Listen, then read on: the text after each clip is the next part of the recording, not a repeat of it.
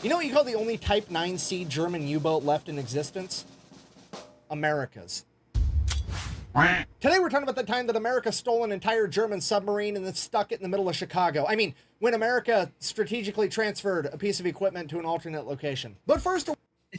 Steel comes up on the screen. I heard like this one, dude.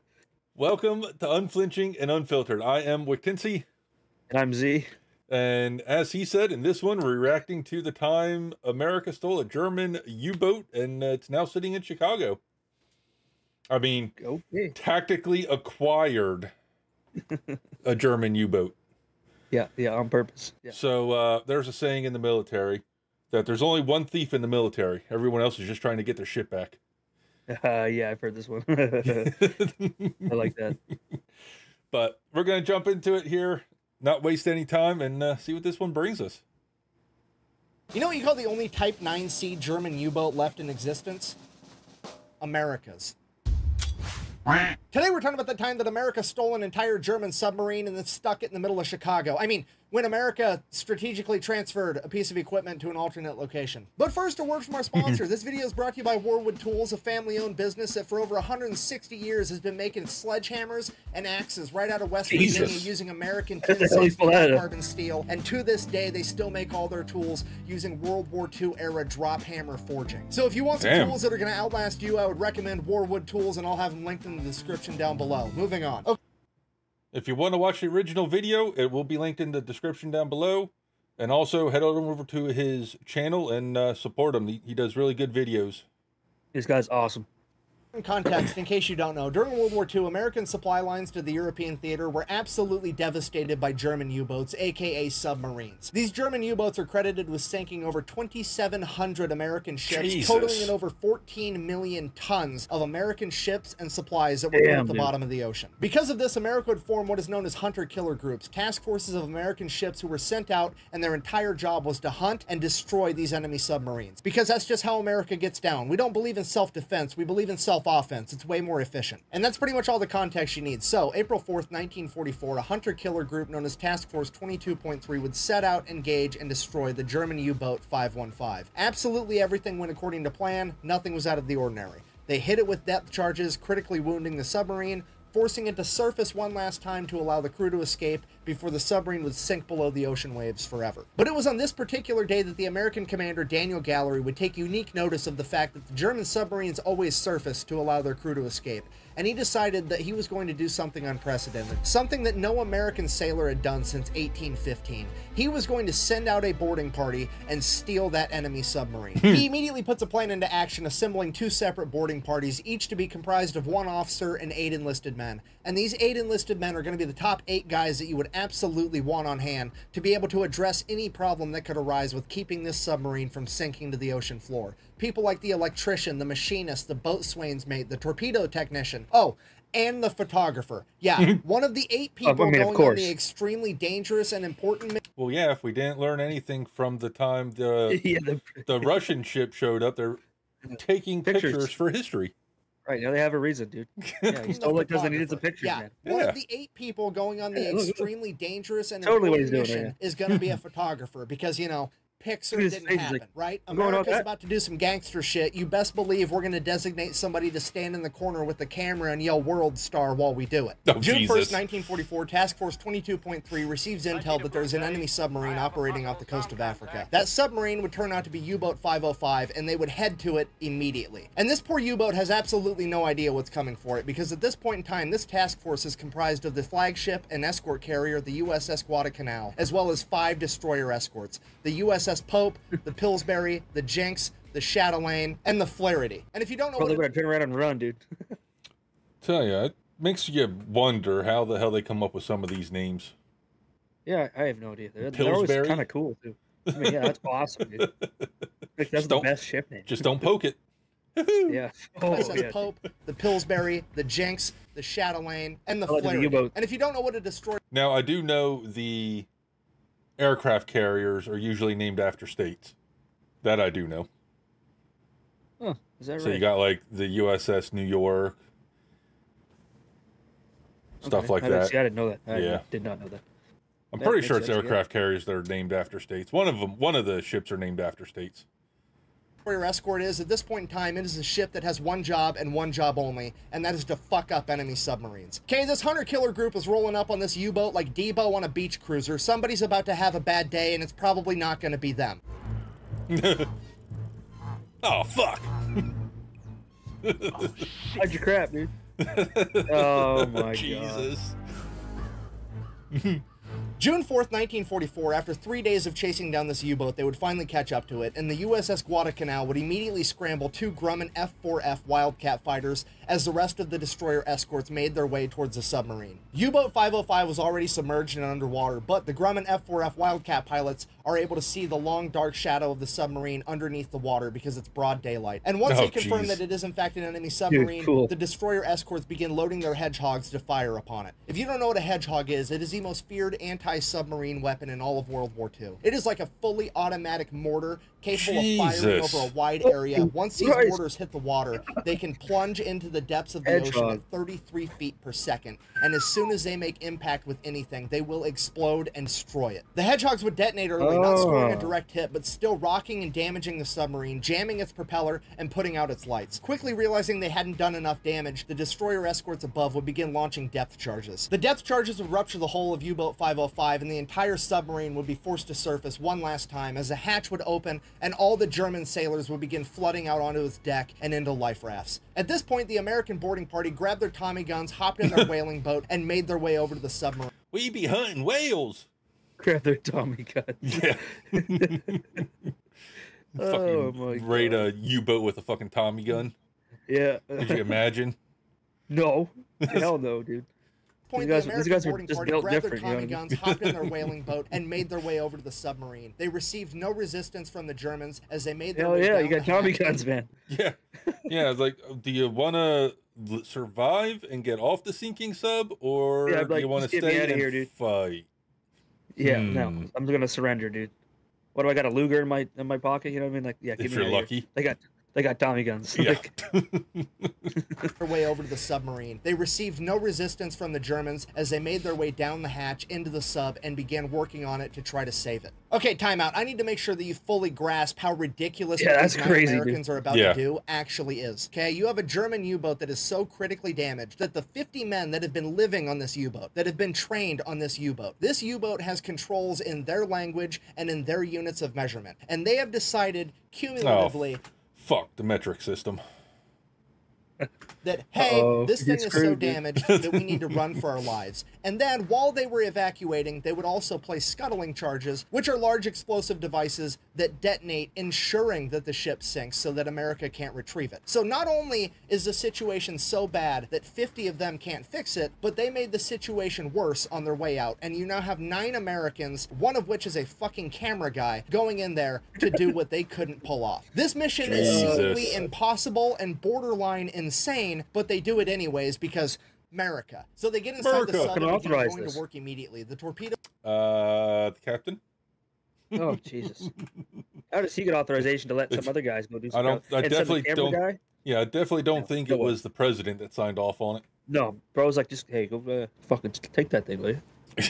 Camera guys because America. So they get inside the sub and begin going to work immediately. The torpedo technicians and ordnance officers begin defusing scuttling charges as the electricians go to work at trying to get the bilge pumps back up and running to pump water out of the submarine. And the damage control men and the machinists begin working on plugging holes and getting the motor back up and running. And while all of this is going on, the officer in charge of the American boarding party, Lieutenant Albert David, notices that the submarine is sinking so fast that there is now water pouring into the open hatch on top. And it is at this moment that he has to make a split decision. He either has to get his men out and save their lives, or he has to shut the hatch and give them more time to work. But if they can't pull it off, they are all going to die in that submarine. And without thinking twice, he closes the hatch. A few minutes later, the second boarding party would board U-boat 505, and they would attempt to open the hatch to get inside the submarine and help. But the sinking submarine had created such a powerful vacuum that it was impossible. So they did the next best thing. They got a tow line, tied the U-boat 505 to the USS Guadalcanal, as the USS Guadalcanal began towing the now sinking U-boat.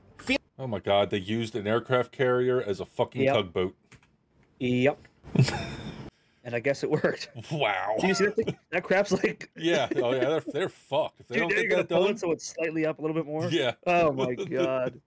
What the hell is this mission? As the USS Guadalcanal began towing the now sinking U-boat. Feeling that they were now moving, the Americans on the inside had an ingenious idea. You see, the U-boat didn't have enough power for anything but lights. They were running entirely on batteries. The reason they didn't have power is because the propeller was jammed, and the propeller was jammed because they couldn't get the motor going again. So what they did was they disconnected the drive shaft between the motor and the propeller, allowing the propeller to free spin in the current of the USS Guadalcanal as it's being towed. This would turn the alternator, generating power and giving the U-boat enough power to activate its bilge pumps and begin pumping water out of it. I cannot stress to you enough how fucking genius this was to do. This saved all of their lives for sure, and to be able to have the knowledge and wisdom to come up with a solution like that while you're actively fucking dying in a tin can under the ocean is incredible. So things are already looking up. Especially when it's built in a different country. Not even the same way as you guys would have. Yeah, and I don't, like no one else had goddamn U-boats like that. Or you can't understand anything that they have labeled or anything like that. You just got to use your mechanical knowledge and be like, okay, well, this goes to this, to this, to this. If I disconnect it here, it'll still turn this, this, and this. I wonder how much help they had from the guys that captured. Oh, probably none. Like, I feel like none either. Yeah, probably none. I don't think they captured the guys. I think they just let them go on their lifeboats. Oh, yeah, probably. Because it didn't say that they took prisoners. They're more worried about capturing this. Yeah, they're more worried about capturing this U-boat. Yeah. Fuck. Dying in a tin can under the ocean is incredible. So things are already looking up, but at a minimum, they have to get that hatch back open so that the first boarding crew can escape if they absolutely need to. So the second boarding crew, with their Tommy guns, proceeds to pluck one of the Germans out of their life raft and force him, persuade him to... Force him. Persuade. We don't force people in the military. Oh, Jesus. Guns proceeds to pluck one of the Germans out of their life raft and force him, persuade him to activate the pressure valve, which is going to equalize the pressure inside and outside the sub, allowing them to open the hatch door. That happens, and the second boarding crew gets inside and also gets to work. And all this is going on, and there's 50 Germans sitting out there in life rafts like... Fuck. Like, what do you do in that situation? You have just been outclassed on every conceivable level. Like, you were in combat, they damaged your ship to the point that you couldn't fix it, so then you tried to rage quit and blow up your own ship, and then they're like, no, I've changed my mind. And then they went in there and made it so you couldn't even sink your own ship. At this point, the rest of the task force goes around plucking all the Germans out of their life rafts because they are now prisoners of war, as Commander Gallery comes to the conclusion, fuck it, we're just gonna have to tow this sinking submarine while it's actively sinking all the way to the nearest American port, and we're just gonna have sailors in there working 24/7 around the clock to try to keep it above the waterline. Not a terrible plan, but the only problem is they're like 150 miles off the coast of Africa, and the nearest American port is 2,500 miles away, and if that wasn't bad enough, it's in fucking Bermuda, you know, where the whole triangle thing is. The disrespect with this is absolutely palpable. Could you imagine being one of these Germans sitting there like, not only are you not allowed to sink your own ship, you're not even allowed to rage quit. The Americans come in, steal your shit, and now they're gonna joyride it through the Bermuda Triangle and not even lose it just to flex on you like that? It's ridiculous. So they get everything... Oh, he missed a perfect opportunity to do that freedom screech again from the Hawk. Oh, yeah, I suppose. Bermuda Triangle and not even lose it just to flex on you like that? It's ridiculous. So they get everything buttoned up and they get underway, headed out to Bermuda. At which point, a couple days later, the commander of the German submarine wakes up in the infirmary on the USS Guadalcanal. Apparently, he'd been hit in the head and lost consciousness for a number of days. At which point, Commander Gallery comes down to have a conversation with him, and he's like, hey, here's the deal. We stole your sub. We're towing it to the Bermuda Triangle for a joyride. It's going to be great. The German commander absolutely refuses to believe him. He's like, that's not possible. I had 50 dudes. They weren't able to save that sub. We scuttled it on the way out for insurance. There's no way that you managed to keep that sub from sinking. At which point... We're America, bitch.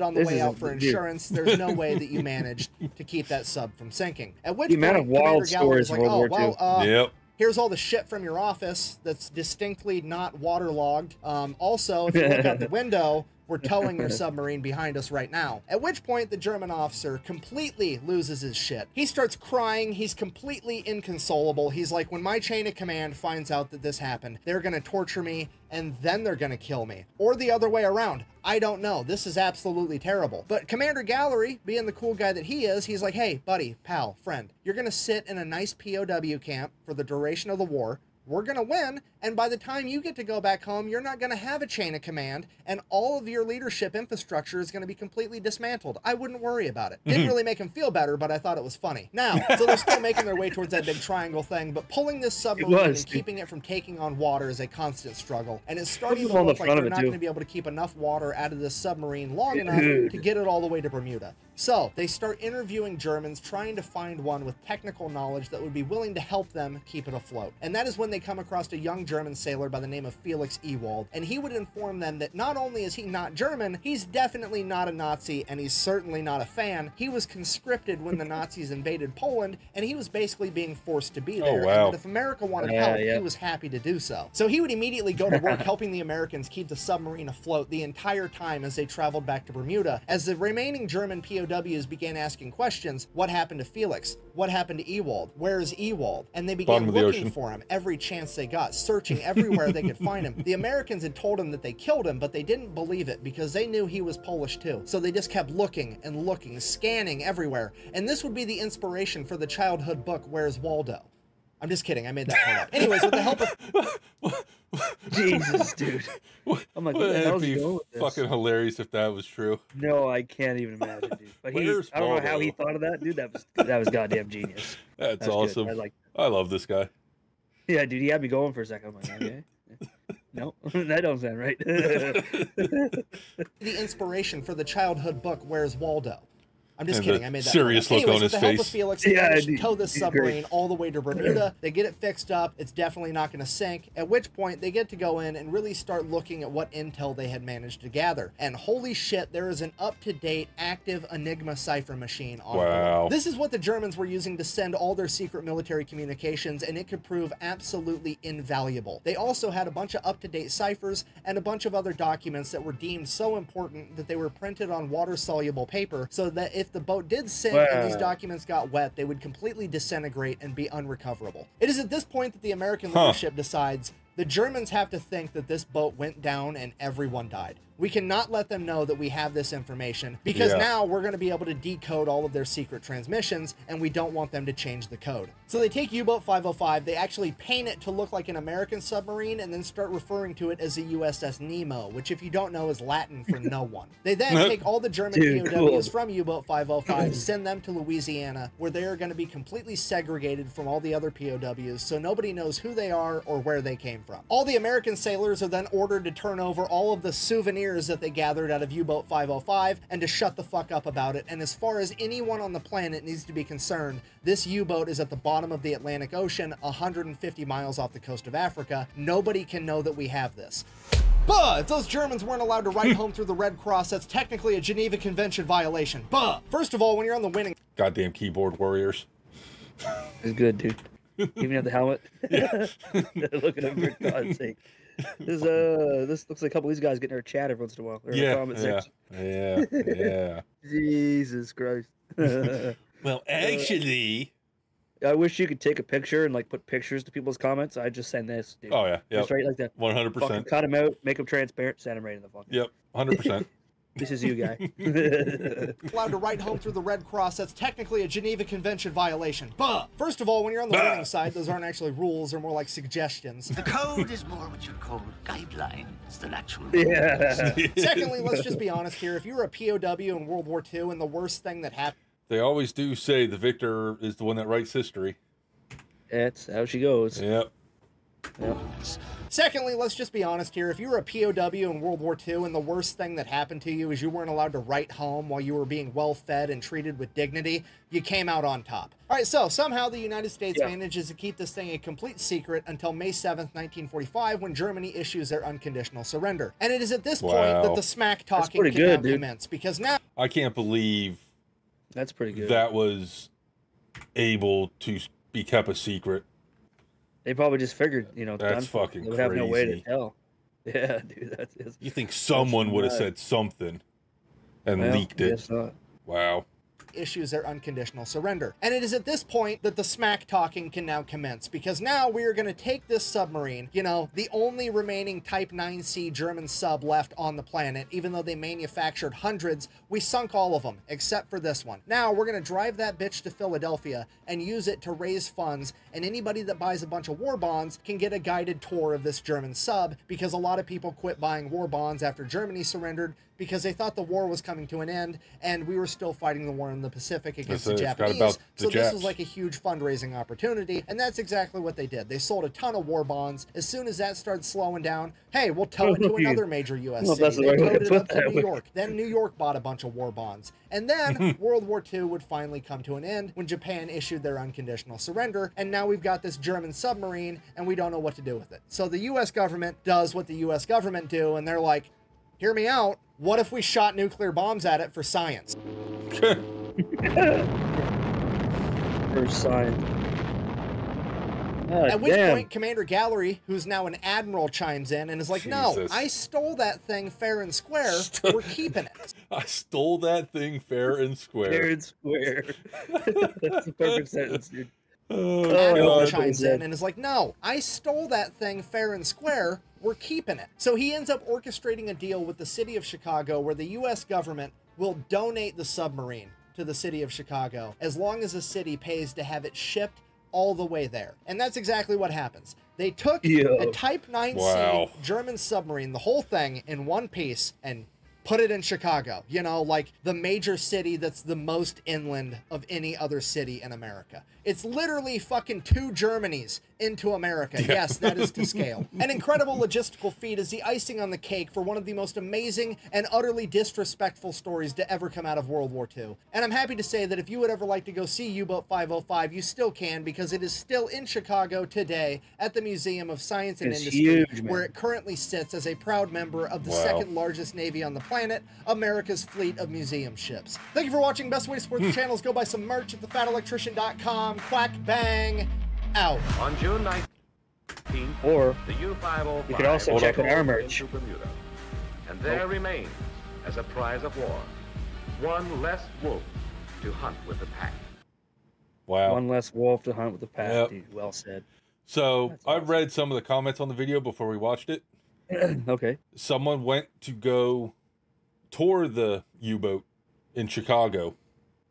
Okay. And the tour guide was had a German accent and was speaking like he knew from personal experience how the day-to-day life was ran on this U-boat. He was on the U-boat when they captured the U-boat. No way, dude. Imagine going to tour the very thing that got stolen from you. So you got a guy who was on the U-boat now doing tours of said U-boat in Chicago. Dude, he must have missed that thing like real bad or something. I don't know. That's crazy, dude. And after it sat in Chicago for a while, the interior was destroyed because they set it on fire and all that. What?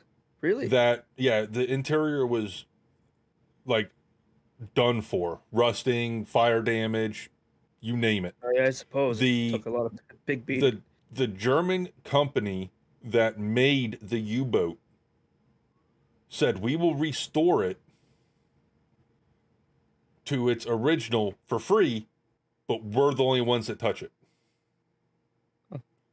So that's it's cool. Sitting there in near immaculate condition, like it just came off the line, the way they restored it. From what that doesn't happen they were saying. Ever, dude. Yeah. That's cool. That's cool. Yeah, it's nuts. That was a good one. Hell yeah. Yeah, I never watched that one. Yeah, I never watched that one before. I do like his stuff, though. It's pretty good. But that's going to do it here, folks. If you want to support the channel, we do have channel memberships. You can check them out down below. You will get points for every tier of channel membership. And if you request something, those points will get added on the list. And we pull the top 4 videos on the list every time we record, and then we pull 2 that are not on the top of the list. This way, people that don't want to support us monetarily can still have a chance to get their recommendation recorded. But as always, I'm Wic Z. And I'm Z. And hopefully we'll catch you guys in the next one. Yeah, peace.